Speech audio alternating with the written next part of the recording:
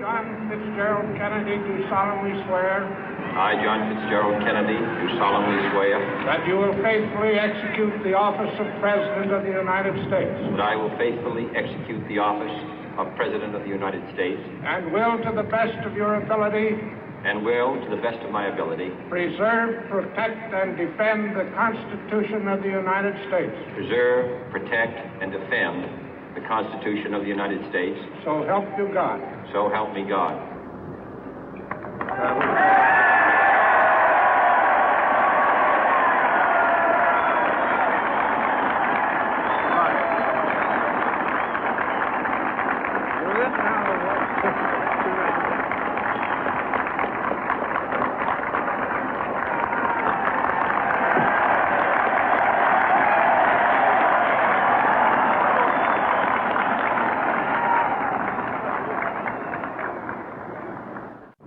Vice President Johnson, Mr. Speaker, Mr. Chief Justice, President Eisenhower, Vice President Nixon, President Truman, Reverend clergy, fellow citizens. We observe today not a victory of party, but a celebration of freedom, symbolizing an end as well as a beginning, signifying renewal as well as change. For I have sworn before you and Almighty God the same solemn oath our forebears prescribed nearly a century and 3/4 ago. The world is very different now, for man holds in his mortal hands the power to abolish all forms of human poverty and all forms of human life. And yet the same revolutionary beliefs for which our forebears fought are still at issue around the globe. The belief that the rights of man come not from the generosity of the state, but from the hand of God. We dare not forget today that we are the heirs of that first revolution. Let the word go forth from this time and place to friend and foe alike that the torch has been passed to a new generation of Americans born in this century, tempered by war, disciplined by a hard and bitter peace, proud of our ancient heritage, and unwilling to witness or permit the slow undoing of those human rights to which this nation has always been committed and to which we are committed today at home and around the world.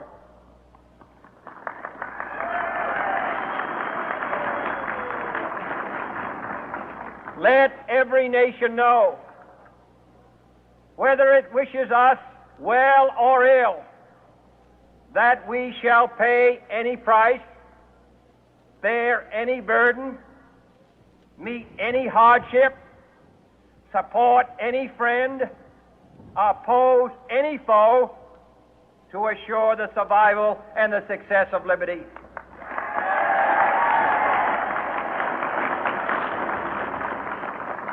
This much we pledge and more. To those old allies whose cultural and spiritual origins we share, we pledge the loyalty of faithful friends. United, there is little we cannot do in a host of cooperative ventures.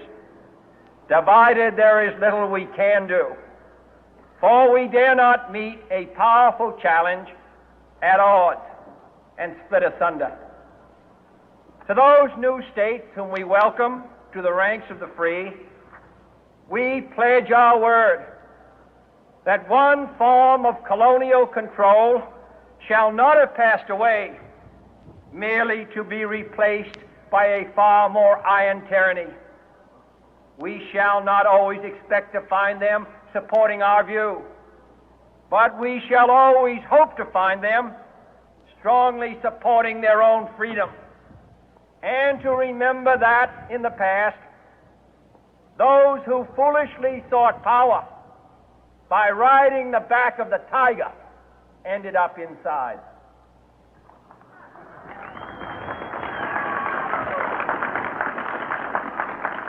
To those people in the huts and villages of half the globe struggling to break the bonds of mass misery, we pledge our best efforts to help them help themselves for whatever period is required, not because the communists may be doing it, not because we seek their votes, but because it is right. If a free society cannot help the many who are poor, it cannot save the few who are rich.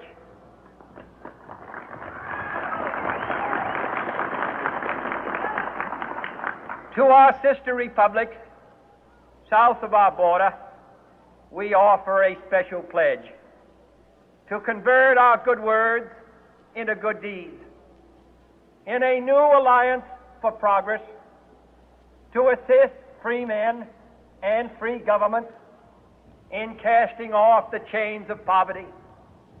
But this peaceful revolution of hope cannot become the prey of hostile powers. Let all our neighbors know that we shall join with them to oppose aggression or subversion anywhere in the Americas. And let every other power know that this hemisphere intends to remain the master of its own house.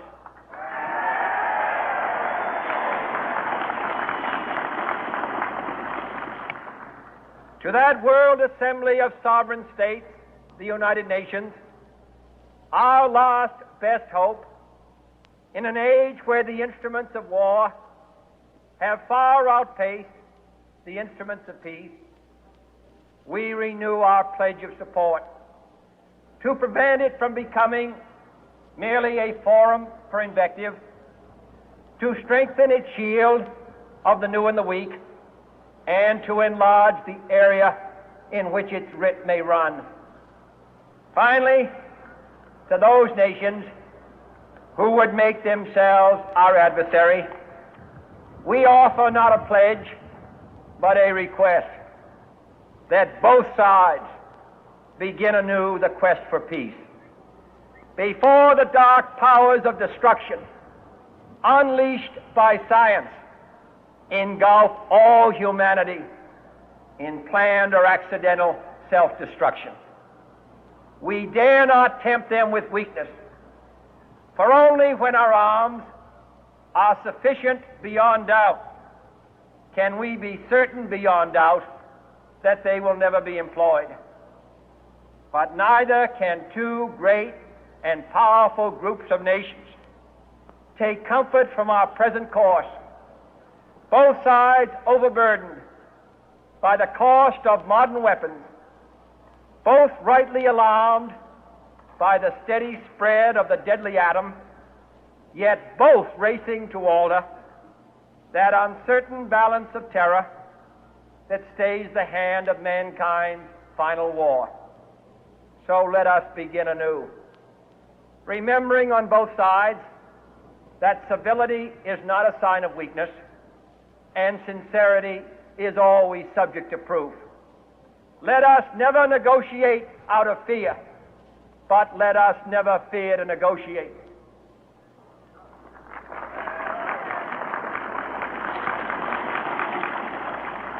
Let both sides explore what problems unite us, instead of belaboring those problems which divide us.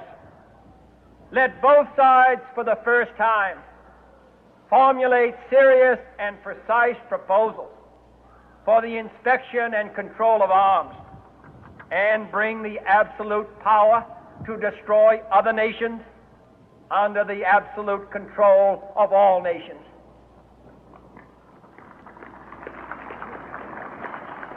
Let both sides seek to invoke the wonders of science instead of its terrors.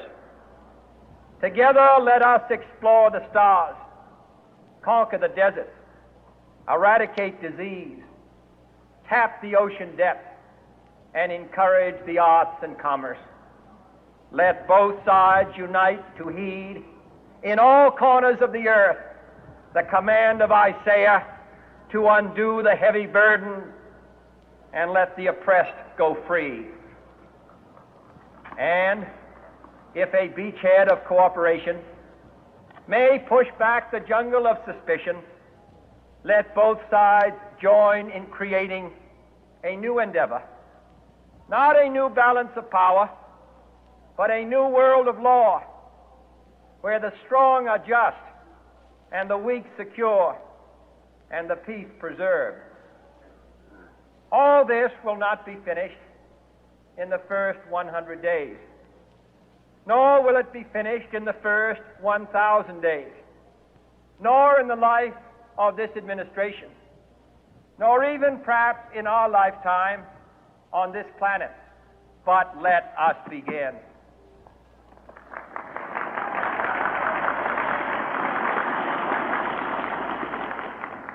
In your hands, my fellow citizens, more than mine, will rest the final success or failure of our course. Since this country was founded, each generation of Americans has been summoned to give testimony to its national loyalty. The graves of young Americans who answered the call to service surround the globe. Now the trumpet summons us again, not as a call to bear arms, though arms we need, not as a call to battle, though in battle we are, but a call to bear the burden of a long twilight struggle, year in and year out, rejoicing in hope, patient in tribulation, a struggle against the common enemies of man, tyranny, poverty, disease, and war itself. Can we forge against these enemies a grand and global alliance, north and south, east and west, that can assure a more fruitful life for all mankind? Will you join in that historic effort?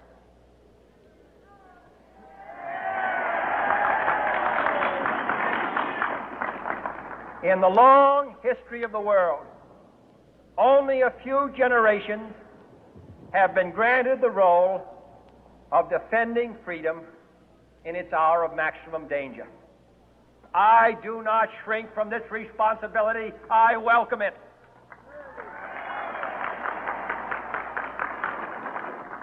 I do not believe that any of us would exchange places with any other people or any other generation. The energy, the faith, the devotion which we bring to this endeavor will light our country and all who serve it. And the glow from that fire can truly light the world. And so, my fellow Americans, ask not what your country can do for you. Ask what you can do for your country.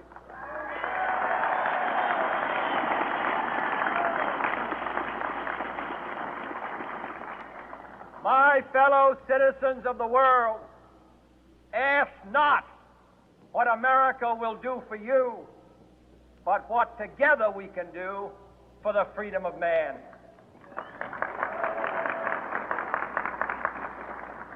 Finally, whether you are citizens of America or citizens of the world, ask of us here the same high standards of strength and sacrifice which we ask of you. With a good conscience, our only sure reward, with history the final judge of our deeds, let us go forth to lead the land we love, asking His blessing and His help, but knowing that here on earth, God's work must truly be our own.